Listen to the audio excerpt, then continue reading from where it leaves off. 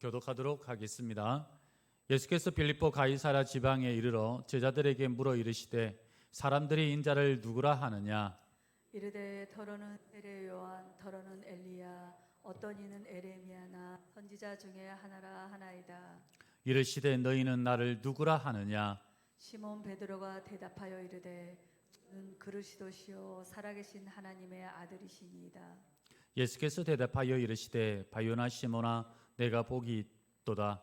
이를 내게 알게 한 이는 혈육이 아니요 하늘에 계신 내 아버지시니라. 또 내가 네게 이르노니 너는 베드로라. 내가 이 반석 위에 내 교회를 세우리니 음부의 권세가 이기지 못하리라. 내가 천국 열쇠를 내게 주리니 내가 땅에서 무엇이든지 매면 하늘에서도 매일 것이요 내가 땅에서 무엇이든지 풀면 하늘에서도 풀리리라 하시고 이에 제자들에게 경고하사 자기가 그리스도인 것을 아무에게도 이르지 말라 하시니라. 아멘. 할렐루야. 네, 한 주간도 잘 지내셨습니까? 보니까 얼굴이 그냥 좋으신 거 보니까 지난 한 주간도 하나님과 함께 하셨던 표가 납니다. 아, 보기 좋습니다. 옆 사람 우리 또 축복하겠습니다. 잘 되고 있습니다. 네, 더잘 될 줄 믿습니다. 네, 반갑고 감사드리고 이번 주에 해가 가셨는지 못 뵈던 분들도 하여튼 좀 계시지만 어찌됐든 다 건강하시게 잘 보내시기를 바랍니다. 마태복음은 총 28장으로 되어 있는데 마태복음은 전반부와 후반부로 나눠요. 그것이 16장 12절까지가 전반부, 여기에는 많은 기적과 역사들이 많이 나옵니다. 그런데 13절부터는 이런 기적이 안 나오고 오로지 예수님의 십자가에 대한 이야기밖에 나오질 않습니다. 이것은 마태복음이 우리에게 무엇을 이야기하는지를 정확히 알려주고 있는 거예요. 핵심은 뭐냐? 기적이 아니라 말씀이라는 거예요. 기적이 아니라 십자가라는 것을 우리에게 보여주고 있는 것입니다. 그래서 예수님 믿으면 기적이 있어요, 없어요? 네, 목소리가 왜 이리 작아요? 있어요, 없어요? 있어요. 있습니다.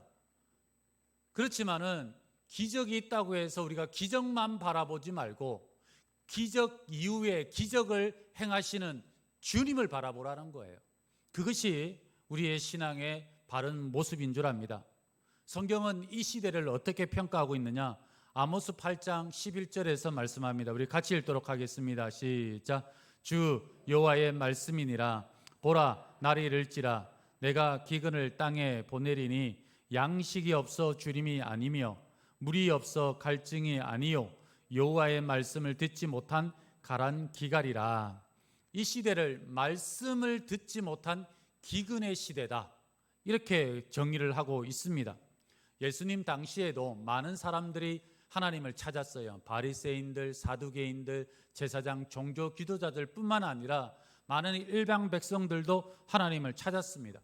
그렇지만 그들이 하나님을 찾으면서 요구했던 것은 뭐냐? 기적만을 바라고 있었다는 거죠. 본질을 떠나서 기적만 쫓아보니까 모든 사람들이 목마름을 해결할 수가 없었던 것입니다. 이때 예수님께서 오셔서 말씀을 증거하세요. 사람들이 깜짝 놀랍니다. 왜 놀랄까요? 가르치는 것이 서기관과 같지를 않아요. 권위 있는 자 같이 그렇게 가르칩니다. 예수님의 말씀을 들어봤더니 목마름이 해결됐어요. 그러니 얼마나 놀라겠습니까? 여기 나오는 권위라는 말은 헬라어로 엑수시아라는 말이에요. 에크라는 것은 어디서 나오다. 그 다음 수시아는 본질. 본질에서 나오는 말씀을 들으니까 목마름이 해결이 되는 거예요. 바로 우리도 마찬가지입니다. 이 시대에 목말라 헤매고 기진한 사람들이 성경의 하나님 말씀을 제대로 들으면은 그 영혼이 살아나는 줄 믿습니다. 그런데 마귀는 뭐냐? 항상 우리에게 눈에 보이는 것에 집중해래요. 마태복음 4장에 보면 예수님을 시험하는 마귀의 세 가지 시험이 나옵니다. 첫 번째, 40일을 금식하고 줄이신 예수님에게 돌덩어리를 떡덩이로 만들어라. 얼마든지 만드실 수 있는 분이시죠. 그런데 예수님은 사람이 떡으로 살 게 아니래요. 하나님 말씀으로 살 거라고 말씀하십니다. 두 번째는 뭐냐? 성전 꼭대기에서 뛰어내리래요. 그러면 성전에 찾은 수없이 많은 사람들이 야, 진짜 하나님 아들이네, 와, 이렇게 놀라지 않겠습니까? 그럴 때 예수님께서는 주 너의 하나님을 시험하지 말라, 이렇게 말씀하세요. 세 번째는 천하만국을 다, 영광을 다 보여주고 나한테 딱 한 번만 절하면 다 줄게. 그럴 때 예수님께서 사단아 물러가라, 주 너의 하나님을 섬겨라. 결국은 사단은 우리에게 뭘 자꾸만 유혹합니까? 눈에 보이는 거, 천하만국의 영광을 다 보여주는 거. 그런데 우리가 이것을 쫓아가면 안 돼요. 우리가 이것을 이길 수 있는 유일한 길은 하나님의 말씀으로만 이길 수 있는 줄 믿습니다.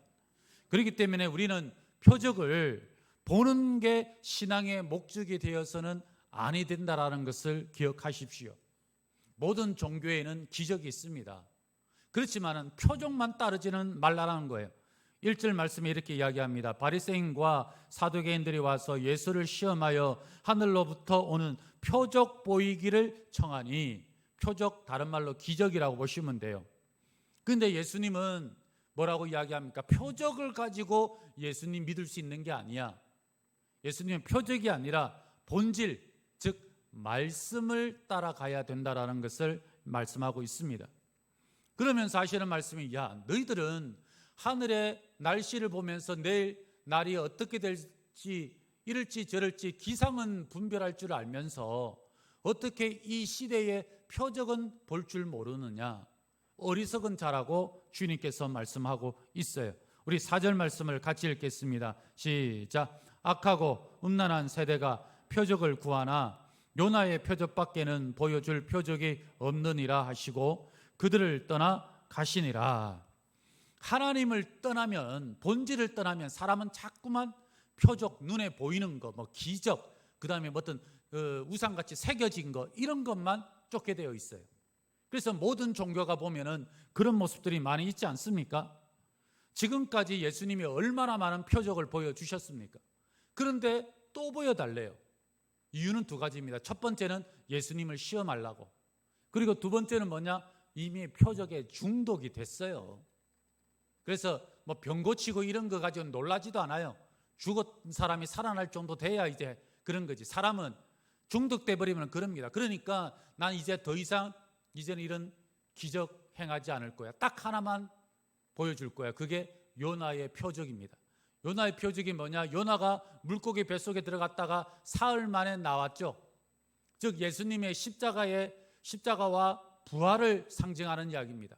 즉 진짜 표적, 기적 중에 기적은 뭐예요? 병 낫고, 이게 진짜 기적이 아니에요. 왜? 죽었다 살아나다 다음에 또 죽어요. 진짜 표적은 뭡니까? 예수님의 십자가의 죽으심과 부활이 진짜 표적인 줄 믿습니다. 여러분들이 바라보고 여러분들이 구해야 될 표적, 바로 십자가의 죽으심과 부활, 그것을 여러분들이 보고 바라보는 것, 이것이 우리의 신앙의 바른 자세가 되어야 된다는 거예요. 예수님은 이 말씀을 바른 신앙이 무엇인지를 보여주는 말씀으로 소개합니다. 마태복음의 주제는 하나님 나라의 이 임금, 왕으로 오신 예수님이에요. 그런데 사람들은 하나님 나라가 뭐라고 생각하느냐? 로마의 이 압제를 이겨내고 로마를 물리치고 쫓아내고, 그리고 하나님 나라가 이렇게 세워지는 것, 즉 민족 독립, 우리 장로님 기도하신 것처럼 파리보 광복 같은 그런 나라가 되는 게 하나님 나라라고 그렇게 생각을 하고 있어요. 그럴 때 예수님은 아니야, 그게 아니라는 겁니다. 하나님 나라는 우리가 어떻게 싸우고 전쟁해서 빼앗고 이기는 그런 게 아니라 구원받은 백성들이 변화가 되어서 하나님 나라를 이 세상에 확장시켜 나가는 길이라는 거예요. 그러기 위해서 예수님께서 구원받은 백성을 부르시기 위해서 십자가에서 죽으시고 부활하시는 것, 그 표적을 내가 보여주게 될 거다. 이미 마태복음 1장 21절에는 예수님의 그 이름 속에서 그 모습을 이미 증거하고 있어요. 우리 한번 다 같이 읽도록 하겠습니다. 시작. 아들을 낳으리니 이름을 예수라 하라. 이는 그가 자기 백성을 그들의 죄에서 구원할 자이심이라 하니라. 여기 보면 예수라는 이름이 뭐냐면 구원자라는 이 뜻입니다.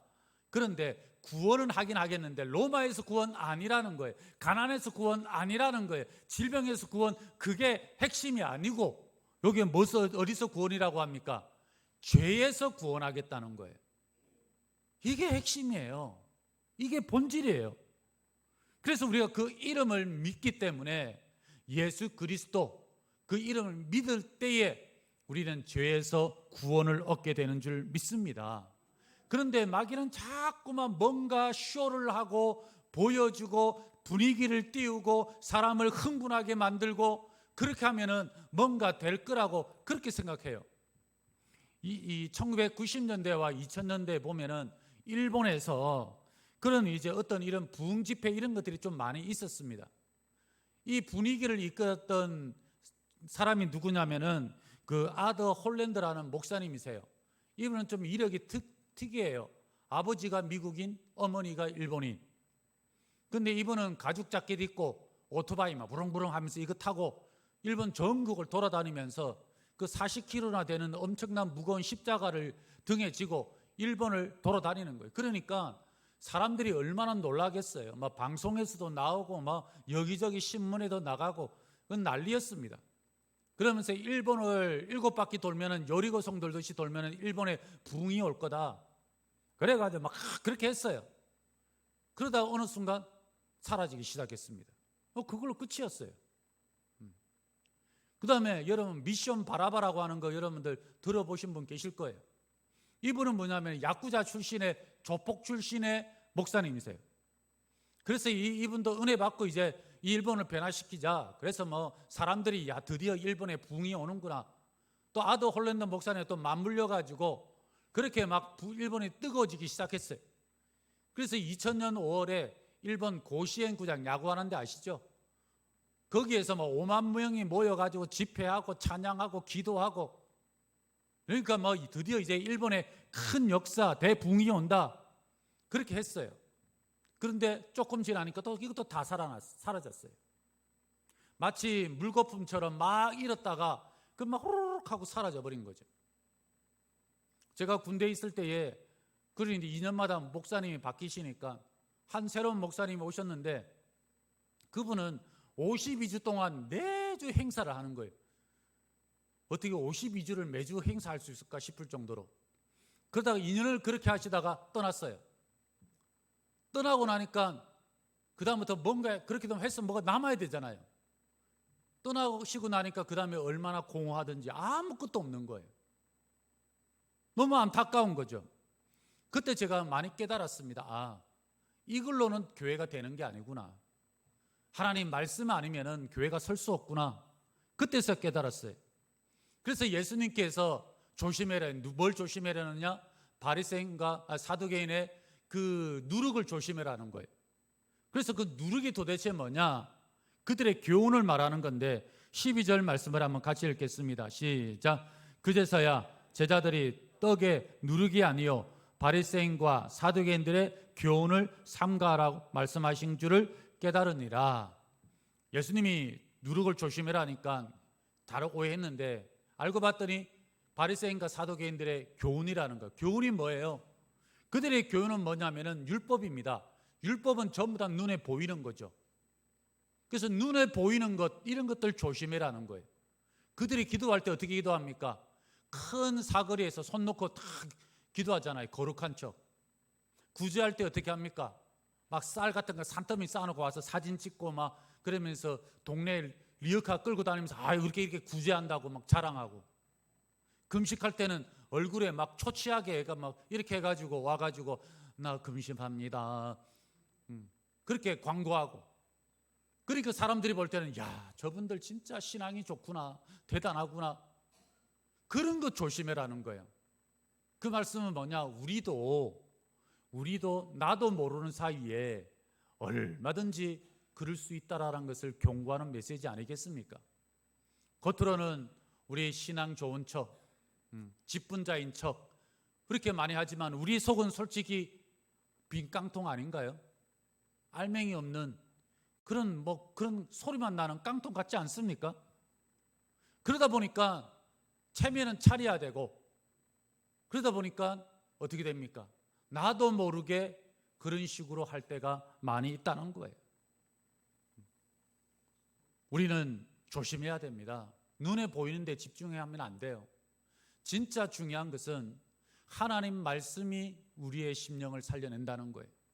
제가 1999년에 중국에 선교를 간 적이 있습니다. 압록강, 두만강 이쪽으로 이제 쭉 가는데 거기에는 탈북한 분들이 많이 있었어요. 그래서 교회를 찾아가서 이런저런 이야기를 듣는데 갈 때도 굉장히 조심스러웠습니다. 뒤에 누가 미행을 오나 안 오나 또 이렇게 보고 뭐 하여튼 조심해서 갔어요. 가니까 탈북인들을 대상으로 선교하시는 목사님을 만나서 이야기를 듣는데 북경도 바로 보일 정도로 가까운 곳에서 선교를 하셨습니다.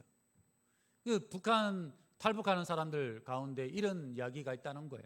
뭐냐면은 북한에 지금 한 20만 명 정도의 지하교회 교인이 있다고 그러지 않습니까? 그들이 성경만 들켜도 잡혀가고 수용소에서 그렇게 지낼 수밖에 없는데 탈북하는 사람들이 이 두만강, 압록강, 이 죽음의 강이라고 불러요. 왜? 거의 뭐 많은 사람들이 강 건너다가 총살당하고 총마다 죽고 뭐 그렇게 한답니다. 그래서 만약에 죽음의 강을 건너가면 제일 먼저 십자가가 보이면은 그쪽에 가라는 거예요. 왜냐하면은 십자가가 있는 데는 적어도 너희들 도와줄 거다. 그러면은 남한으로 갈 수 있는, 남조선으로 갈 수 있는 길을 열어줄 거다. 그런 소문이 있답니다. 그래서 제가 그 교회를 찾아갔더니 거기서도 탈북한 사람 몇 명이 있었어요. 그래서 이런저런 이야기를 나누면서 그 교회를 갔다고 해서 바로 남쪽으로 오는 게 아니고 몇 달을 거기서 머물러요. 기회를 또 봐요. 그러면서 이제 양식도 먹으면서 또 살도 찌고 건강도 회복하고 뭐 여러 그러면서 그 몇 달 동안 뭘 하느냐면은 다른 거 안 하고 오래 숨어서 말씀만 보는 거예요. 말씀 보고 또 보고 또 보고 또 보고 그러다가 이제 기회가 되면 남쪽으로 오는 거죠. 그런데 놀라운 건 뭐냐면은 대부분은 남쪽에 오지만 한 10% 정도는 다시 북한으로 가겠대요. 왜? 내가 여기서 하나님 말씀 듣고 내가 목숨 걸고 넘어왔지만 말씀 읽으면서 아니야 저기 북한에 저 죽어가는 영혼들이 저렇게 많은데 내가 다시 들어가서 그들에게 복음을 전해야 되지 않겠냐. 그런데 그래요. 이 뭐라고 그러냐면은 성경 들고 들어가면 잡히면 죽으니 또 큰일 나니까 어떻게 하면 성경을 다 외운대요. 근데 제가 만난 사람은 신약 성경은 다 외웠고 구약 성경 막 외우고 있대요. 참 진짜 대단합니다. 어떻게 그걸 외우는지 저도 못하는데 그렇게 막 외워가면서 그래가지고 북한에 들어간 거예요. 왜 지하교인이 한 20만 명 가까이 되겠습니까? 휴전한 지가 언젠데 이분들이 목숨 걸고 나왔다가 거기에서 말씀 듣고 은혜 받고 목숨 걸고 다시 들어가가지고 그 지하교회에서 거기에서 말씀 전하고 숨어서 입을 뒤집어 쓰고 기도하고 찬송하고 그러면서 지하교회를 세우기 때문에 그 20만 명이라는 그 성도들이 있는 게 아니겠습니까? 바로 그거예요. 거기에 막 북한이 무슨 기적이 있어요? 북한이 무슨 이렇게 좋은 화려한 무슨 교회가 있습니까? 십자가가 있습니까? 성경책이 있습니까? 아무것도 없어요. 그럼에도 불구하고 하나님 말씀 품고 들어가니까 그 말씀이 그 교회를 지금까지 아직도 세워가지 않습니까? 바로 하나님 말씀이 어떤지를 우리가 깨달아야 돼요. 많은 사람들이 자꾸만 눈에 보이는 것에 집중하려고 하는데 예수님이 그러시지 않습니까? 표적을 좀 보여달라고, 우리 좀 잘 되게 해달라고, 우리 집 좀 잘 살게 해달라고 말이 요구하지 않습니까?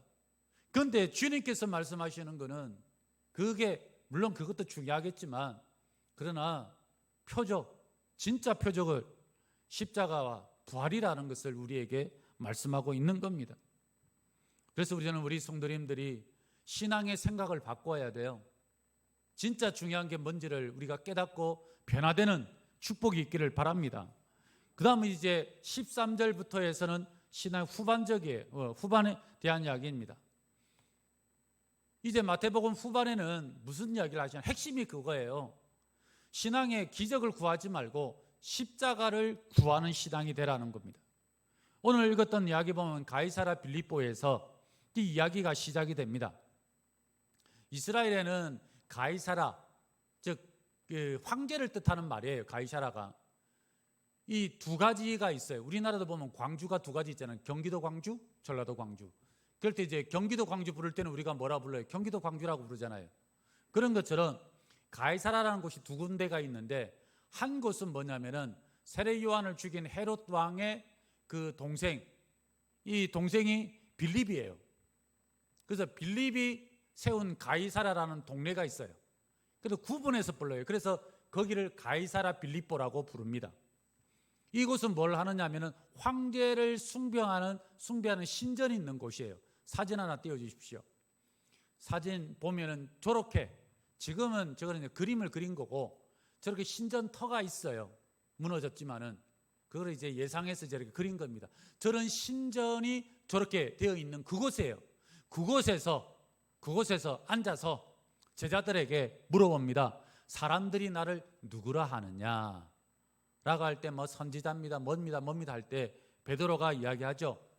뭐라고 이야기합니까? 주는 그리스도시요 살아계신 하나님의 아들이십니다. 그걸 이야기하는 거예요. 우리 16절 말씀 한번 같이 읽겠습니다. 시작. 시몬 베드로가 대답하여 이르되 주는 그리스도시요 살아계신 하나님의 아들이시니다.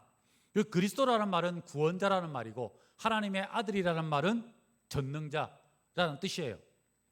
그렇게 이렇게 이 예수님에 대한 이야기를 하는 겁니다.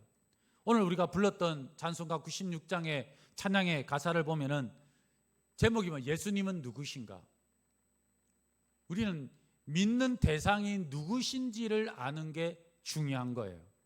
4절 가사에 보면 이렇게 이야기합니다. 예수님은 누구신가? 온 교회의 머리와 온 세상의 구주시며 모든 왕의 왕이요 심판하실 주님 되고 우리 영광 되시네. 예수님이 누군지를 아는 게 우리의 신앙의 본질이에요. 그래서 베드로가 이런 엄청난 고백을 하면, 그 전에 예수님 같았으면 내 믿음이 크도다, 아니면 그래서 내 믿음대로 될지어다, 병 고치고 구원받고 나가라, 여러 가지 이런 이야기를 하셨을 텐데, 이번에는 예수님께서 그렇게 말씀하지 않습니다. 17절 같이 한번 읽도록 하겠습니다. 시작. 예수께서 대답하여 이르시되 바요나 시모나 내가 복이 있도다. 이를 내게 알게 한 이는 혈육이 아니요 하늘에 계신 내 아버지시니라. 예수님께서 하신 말씀이 뭡니까? 내 믿음이 크도다 이게 아니라 너 진짜 복이 있도다. 여러분들 돈 많이 버는 거, 좋은 대학 가는 거, 대기업에 취직하는 거, 우리가 20대 젊은 나이 때는 이게 최고의 복이라고 생각했어요. 이걸 위해서 얼마나 많이 수고하고 애쓰고 노력하고 하고 있지 않습니까? 그런데 나이를 먹고 나면은 물론 이것도 복이긴 하죠. 좋은 사람 만나서 결혼하고, 그리고 또 좋은 집에서 살기도 하고, 이런 것도 복이긴 하지만은 진짜 복은 뭐냐? 예수님이 누구신지를 아는 게 복인 줄 믿습니다. 우리가 이 복을 받아야 되는 거예요. 예수님은 하나님의 아들이시요 그리고 구원자이심을 믿습니까? 믿습니까? 이게 진짜 복이에요. 그 세상적인 복은 어떻게 보면 요만큼 손톱의 때만큼도 안 되는 그 복을 쫓아서 신앙 버리고 이렇게 버리고 움직일 게 아니라 진짜 복이 무엇인지를 깨닫고 이것을 위해서 살아가는 인생, 이것이 최고의 인생인 줄 믿습니다. 이 복을 깨달은 사람들이 모인 곳이 어디입니까? 그게 교회 아니에요. 그래서 교회라는 것은 뭐냐? 말씀 위에 세워지는 것이 교회인 줄 믿습니다. 그래서 18절 19절 말씀 한번 다 같이 읽겠습니다. 시작. 또 내가 내게 이르노니 석 위에 내 교회를 세우리니 음부의 권세가 이기지 못하리라. 내가 천국 열쇠를 내게 주리니 내가 땅에서 무엇인지 매면 하늘에서도 매일 것이요 내가 땅에서 무엇이든지 풀면 하늘에서도 풀리리라 하시고. 교회는 어떤 곳입니까? 이 땅에서 매면 하늘에서 매이는 곳이고, 이 땅에서 풀면은 하늘에서도 푸는 거예요. 교회라는 것은 매고 푸는 거예요. 그러니까 매지는 마시고 이 교회에서 여러분들의 모든 문제를 풀기를 바랍니다. 그런데 여기서 뭐라는 게 뭐냐면은 이 중요한 이야기가 이 천주교에서는 뭐라고 이야기하느냐, 이 베드로의 이야기를 듣고 이 천주교에서는 일대 교황이 베드로라는 거예요. 왜? 베드로 위에 교회를 세운다고 하니까. 그런데 우리는 달라요. 어떻게 사람 위에 교회를 세울 수 있느냐? 그게 아니고 베드로가 고백한 신앙 고백 위에 교회를 세우겠다는 거예요. 그 신앙 고백이 뭡니까?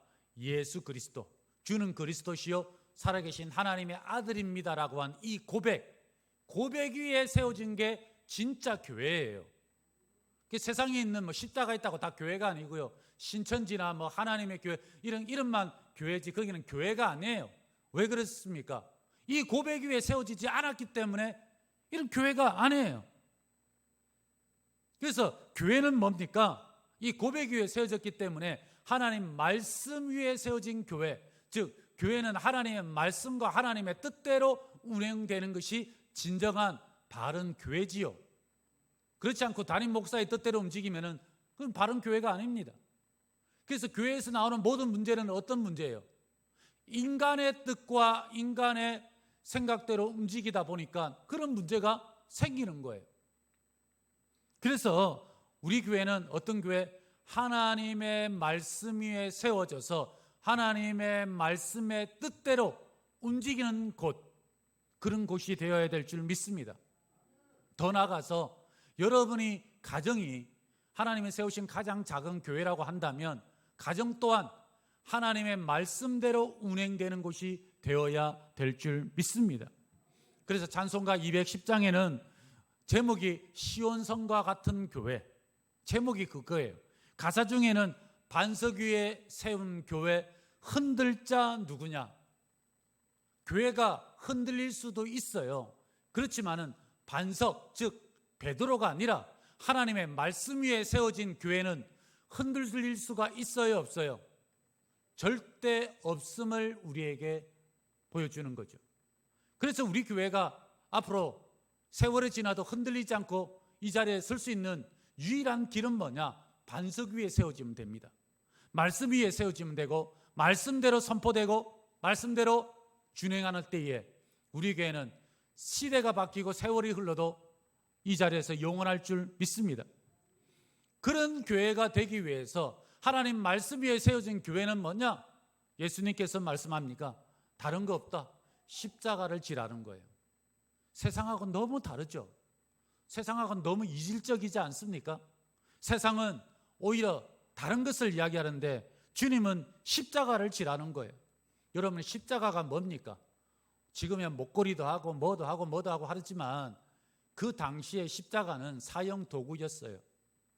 로마 사람들은 십자가형을 지지 않았습니다. 너무 흉악하기 때문에 이방인들만 지었어요. 그래서 이 십자가는 뭐냐면은 이 가장 비인간적인 사형 도구였습니다. 그래서 십자가라는 이 이름 자체가 금기시되던 그런 시대였어요. 그런데 예수님은 십자가를 질 거다, 그렇게 말씀을 하고 있는 겁니다. 그러니까 베드로가 깜짝 놀라죠. 왜 놀랍니까?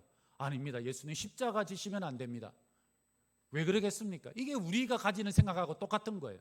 베드로 머릿속에 생각하는 하나님의 나라는 세상 나라를 대표하는 로마나 이런 나라가 있고 그 다음에 하나님 나라가 있는데 싸워가지고 마치 전쟁을 해가지고 세상 나라를 정복하고 무너뜨리고 그리고 짜자잔 해서 하나님 나라를 세우는 것, 국가를 세우는 것, 그런 개념으로 생각을 하는 겁니다. 그런데 예수님께서 생각하신 하나님 나라는 그게 아니라는 거예요. 그러니까 베드로는 지금 전혀 하나님 나라에 대한 이해가 없는 겁니다. 그래서 절대 예수님 안 됩니다. 제가 죽으면 죽었지 절대 예수님 죽으시면 안 됩니다. 결사호위하겠습니다. 22절에 이렇게 이야기해요. 베드로가 예수를 붙들고 항변하 이르되 주여 그리 마옵소서, 이 일이 결코 주께 미치지 아니하리이다. 하나님 나라에 대해서 단단히 오해하고 있었던 것이죠. 이럴 때 예수님께서 대답하십니다. 23절 한번 같이 읽겠습니다. 시작. 예수께서 돌이키시며 베드로에게 이르시되 사탄아 내 뒤로 물러가라. 너는 나를 넘어지게 하는 자로다. 내가 하나님의 일을 생각하지 아니하고 도리어 사람의 일을 생각하는도다 하시고, 여기에서 베드로가 사탄이란 말이 아니에요. 사단의 도구로 쓰임 받았다는 말이에요. 사탄이 언제 등장합니까? 마태복음 4장에 가면 예수님을 시험할 때 사탄이 등장해요. 그리고 시험에서 패배하고 사탄이 떠나가죠. 그리고 언제 다시 나타납니까? 16장 오늘 이 말씀에 다시 나타나요. 그런데 사탄의 방식은 똑같습니다. 예수님에게 하나님 나라 좋습니다. 그런데 뭘 빼고 십자가 없는 하나님의 나라, 그리고 세상의 부귀영화를 다 누릴 수 있는 그걸 말하는 거죠. 사단은 우리에게, 예수님에게도 마찬가지입니다. 십자가 빼고 하나님 나라를 이야기를 해요. 그런데 예수님은 뭐라고 이야기합니까? 아니라는 거예요. 아무리 세상이 달콤한 말로, 친절한 말과 인간적인 소리로 우리에게 정말 호소한다 할지라도 그거는 사탄의 속삭임에 불과하다라는 것을 잊지 마십시오. 이번 달도 한 달밖에 안 남았죠. 여러분들 밖에 나가서 월급 받고 돈 벌어올 때 공짜로 돈 벌어오는 적이 있습니까? 돈 벌려면 얼마나 힘들어요. 돈 버는 것도 그런데 어떻게 하나님 나라를 세우는데 공짜로 손쉽게 세운다고 유혹에 넘어가겠습니까? 절대 아니라는 거예요.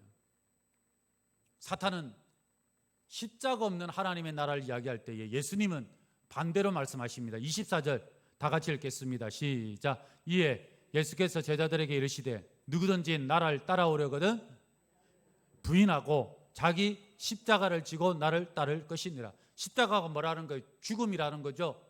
어렵게 생각하지 마세요. 그냥 죽으라는 거예요. 죽어야 살릴 수 있다. 여기서 보면 부인하다란 말이 무슨 뜻이냐? 이게 뭐냐? 아파로네오마이라는 헬라어 말인데 끊어버린다라는 거예요. 칼로 단절한다. 그래서 그저만 겸손하고 낮추고 이 정도 수준이 아니고요. 완전히 그냥 칼로 그냥 뚝 두동강이 낸다는 거예요. 그 전까지는 내가 내 주인이었는데 이제는 완전히 끊어버리고 누가 하나님이 주님이 나의 주인이 되라. 그래서 이 부인한다라는 말이 그 뜻을 말하는 거, 주인을 바꿔버린다라는 그 뜻이 있는 거죠. 예수님께서는 베드로에게 자기를 부인해라고 했는데 뭘 합니까? 베드로는 예수님을 부인하죠. 이 부인할 때 썼던 이 단어하고 예수님이 지금 말씀하신 단어가 똑같은 말이에요. 똑같은 단어예요. 그래서 날마다 우리 자신을 부인하라는 거죠. 여러분들, 사도 바울은 날마다 나는 죽노라 이렇게 고백합니다. 우리는 낮아지는 정도가 아니라 아예 죽는 정도로 죽는 데까지 가야 된다는 거예요. 그렇지 아니하면은 생명이 살아나질 않아요. 한 알의 밀알이 땅에 떨어져 썩지 아니하면 한 알 그대로 있을지만 그러나 썩으면은 많은 열매를 맺나니, 그게 성경의 진리예요. 그게 세상 나라와 다른 하나님 나라의 진리인 줄 믿습니다. 교회는 십자가 지는 곳입니다. 낮아지고 겸손해지는 거예요. 그래서 완전히 내 자신을 부인하고 죽는 곳이 교회가 되어야 될 줄 믿습니다. 우리가 안 죽어도 예수님 믿는 방법이 있어요. 많은 사람들이 교회를 나와도 욕심대로 믿는 사람이 있고, 야망을 가지고 교회에 나오는 사람, 어떤 사람은 인간관계를 위해서 나오는 사람, 또 어떤 사람은 외로워서 나오는 사람, 어떤 사람들은 삶에 문제가 있어서 나오는 사람, 이런저런 게 있어. 물론 처음에는 그렇게 나올 수 있어요. 저는 그게 나쁘다고 이야기하지는 않습니다. 그러나 시간이 지나면서 어때요?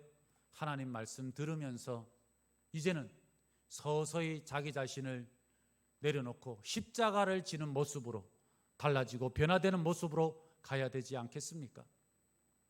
여러분들 가운데 여러분으로 인하여서 생명이 살아나기를 원한다면은 이제부터는 세상의 표적이 아니라 말씀, 기적이 아니라 십자가를 지시길 바랍니다. 그럴 때에 우리의 생명이 살아날 줄 믿습니다. 우리 25절 말씀 우리 한번 다 같이 읽겠습니다. 시작. 누구든지 제 목숨을 구원하자 하면 잃을 것이요 누구든지 나를 위하여 제 목숨을 잃으면 찾으리라. 우리 십자가 질 때, 우리가 죽을 때에 나로 인하여서 우리 가정이 살고, 나로 인하여서 우리 교회가 살고, 우리들로 인하여서 이 민족이 살아나게 될 줄 믿습니다. 문제는 뭐예요? 우리가 죽지 않은 게 문제죠. 남 탓하고 남을 미워할 것이 아니라 우리 자신이 죽는 것, 이것이 바로 하나님 나라의 방식이고 주님께서 우리에게 가르쳐 주신 모습이고, 그래서 주님께서 십자가에 죽으셨을 때에 우리 많은 영혼들이 살아났던 것처럼 우리에게 죽음을 강요하고 있는 겁니다. 오늘 말씀을 정리하면 간단해요. 여러분들, 우리 화려한 눈에 보이는 것 다 가짜입니다. 본질을 떠난 것 다 가짜입니다. 우리 교회 항상 붙여놓잖아요. 핵심이 뭐예요? 본질이에요. 이 본질을 여러분들 놓치지 마시고 십자가와 부활을 붙들고 하나님 말씀만 붙들고 그렇게 나갈 때에 여러분을 인하여서 생명이 풍성하게 살아나고 더 살아나는 기적의 역사들이 넘치도록 일어나기를 그리스도의 이름으로 축원합니다. 축원합니다. 우리 함께 자리에 일어나셔서 우리 찬양 부르시고 합심해서 기도하도록 하겠습니다. 주 하나님, 우리 박수치며 찬양합니다. 주 하나님, 독생자 예수 날 위하여